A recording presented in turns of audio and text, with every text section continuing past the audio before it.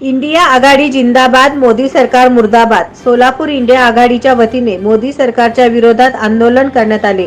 प्रसंगी सोलापूर शिवसेना उद्धव बाळासाहेब ठाकरे पक्षाचे उपनेते शरद कोळी, सहसंपर्क प्रमुख उत्तम प्रकाश खंदारे, जिल्हा प्रमुख प्राध्यापक अजय दासरी, जिल्हा प्रमुख अमर पाटील, विष्णू कारंपुरी महाराज, दत्ता गणेशकर, भैया धाराशिवकर, शरणराज केंगनाळकर, विजय पुकाळे, निरंजन बोद्दुल, लहू गायकवाड, अनिल जाधव, शशिकांत विराजदार, बाळासाहेब गायकवाड, चंद्रकांत मानवी, सुरेश शिंदे पदाधिकारी उपस्थित होते।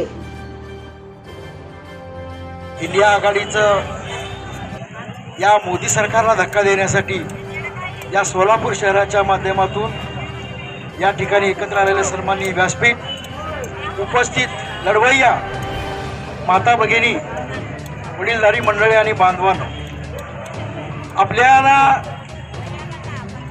संसदेवरती काही तरुण घुसले, संसदेच्या आत घुसले, संसदेच्या बाहेर सुद्धा होते आवारामध्ये, परंतु ज्याचा उल्लेख झाला आता की भाजपचा एक खासदार त्या पद्धतीने पोलीस यंत्रणेचा वापर केला जातो, ईडीचा वापर केला जातो, सीबीआयचा वापर केला जातो आणि लढणाऱ्या कार्यकर्त्यावर खोटे गुन्हे केले जातात, त्याला आतमध्ये घातलं जातं।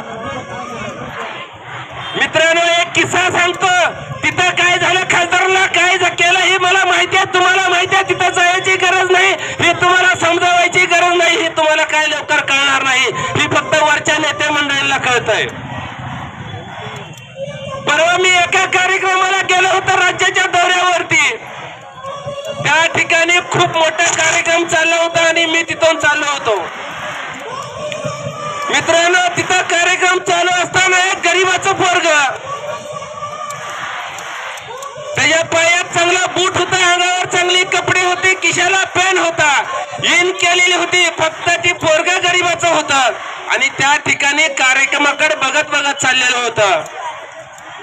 त्यावेळेस तिथं कार्यक्रम बघत असणारे बगल बच्चे काही तिथं उभारले होते, त्यांना त्याचा धक्का लागला। मी नीट सांगतोय, नीट ऐका मित्रांनो, तुम्ही पेटून उठला पाहिजे तर ही क्रांती होईल, नाहीतर तुम्ही ऐकून घरी गेला तर काही होणार नाही। आपल्यावर 12 बैलाचा चौरा नांगर ही मोदी फिरवायला लागलाय आणि त्यावेळेस चुकून धक्का लागल्यानंतर तिथल्या गावगुंड हातभट्टीच्या औलादीने, त्या दादागिरी करणाऱ्या गावगुंडाने त्या गरीबाच्या पोराला कुत्र्यासारखा मारला, तुडवला, त्याच्या अंगावरची कपडे देखील राहिली नाही। ते मित्रांनो, त्यावेळेस तिथं सोडवायलाही कुणी आलं नाही।